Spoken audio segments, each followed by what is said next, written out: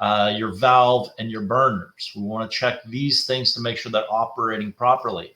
The gas valve has a lot of little holes in it, or I'm sorry, the gas valve allows the gas to go through. So if this gas valve is leaking, if it's starting to show signs of wear and tear, you may want to replace that valve to make sure that it's allowing the proper amount of gas through when you call for that gas. Otherwise, it shuts that gas off and stops it from going and leaking out.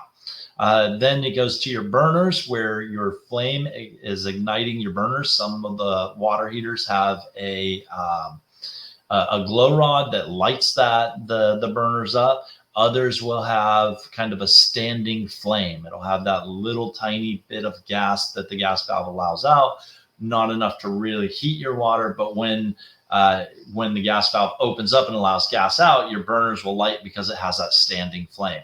That's why a lot of times if you do work on like air conditioner system or your stove or cooktop, what happens is that flame sometimes will go out, and then you turn your water on and go to take your shower in the morning after, working, changing out your cooktop or changing out your furnace, and you get a cold shower.